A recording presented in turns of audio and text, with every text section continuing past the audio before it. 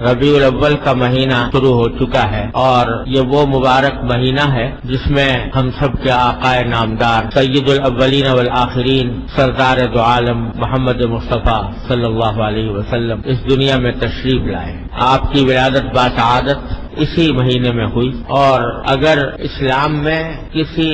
شخصیت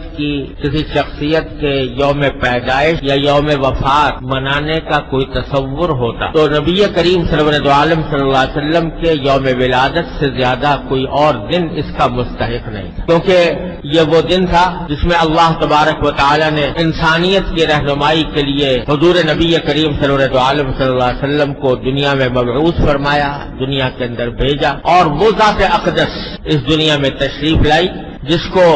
ساری کائنات کی تخلیق کا مقصد کہا جائے تو غلط نہیں ہو۔ ایک روایت لوگوں کے زبان پر مشہور ہے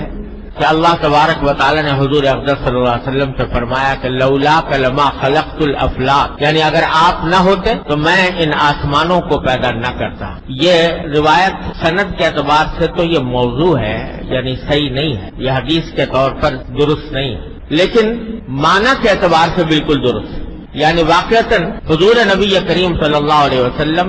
کی ذات والا صفات اس کائنات کی تخلیق کا مقصد تھی۔ اگر آپ دنیا میں تشریف لانے والے نہ ہوتے تو اللہ یہ کائنات ہی پیدا نہ کرتا، نہ یہ زمین ہوتی، نہ یہ آسمان ہوتا، نہ یہ ہوائیں ہوتی، نہ یہ بادل ہوتے، نہ سمندر ہوتے، نہ یہ دریا ہوتے۔ اور اقبال مرحوم نے اس بات کو بڑی بلاغت کے ساتھ کہا ہے کہ ہونا یہ نام تو کلیوں کا تبسم بھی نہ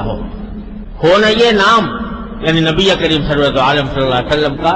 نام مبارک، ہونا یہ نام تو کلیوں کا تبسم بھی نہ ہو، چمن دہر میں بلبل کا ترنم بھی نہ ہو، یہ نہ ساقی ہو تو پھر میں بھی نہ ہو، خم بھی نہ ہو، بزم توحید بھی دنیا میں نہ ہو، تم بھی نہ ہو، خیمہ افلاک کا استادہ اسی نام سے ہے، نبض ہستی تو پیشامادہ اسی نام۔ تو در حقیقت یہ کوئی مبالغہ نہیں، حقیقت ہے کہ حضور سرور دو عالم صلی اللہ علیہ وسلم اس پوری کائنات کی تخلیق کا مقصد ہے۔ لہذا جس دن اللہ تبارک و تعالی نے آپ کو اس دنیا میں مبعوث فرمایا، وہ دن یقیناً اس کائنات کا سب سے زیادہ مقدس، سب سے زیادہ سعادت والا دن تھا، سب سے زیادہ مبارک دن تھا جس میں سرکار دو عالم صلی اللہ علیہ وسلم دنیا میں تشریف لائے۔ تو اگر اسلام میں کسی کے یوم پیدائش منانے کا کوئی تصور ہوتا تو اس دن سے زیادہ کوئی اس بات کا حقدار نہیں تھا کہ اس دن کو ایک عید کا دن بنایا جائے، اس کو ایک جشن کا دن بنایا جائے۔ لیکن جو دین لے کر سرکار دو عالم صلی اللہ علیہ وسلم تشریف لائے اور جس دین کی آپ نے ہمیں تعلیم و تبلیغ فرمائی، وہ دنیا سے نرالا دین ہے، وہ سارے مذہبوں سے نرالا مذہب ہے۔ اس میں اللہ تبارک و تعالی نے حضور اقدس صلی اللہ علیہ وسلم کے حوالے سے اور آپ کے ذریعے ہمیں جو تعلیمات عطا فرمائی ہیں وہ یہ ہے کہ رسمی طور پر دن منانے سے کچھ نہیں ہوتا۔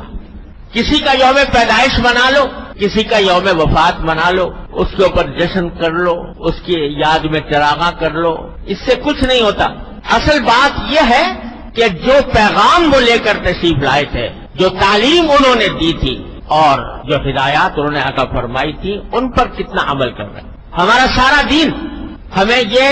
سکھاتا ہے کہ رسمی طور پر دن منانے سے کچھ نہیں ہوتا، رسمی طور پر کوئی کارروائی کر دینے کی کوئی حقیقت نہیں۔ اصل بات یہ ہے کہ اس روح کو دیکھو، اس پیغام کو دیکھو جو سرکار دو عالم صلی اللہ علیہ وسلم لے کر تشریف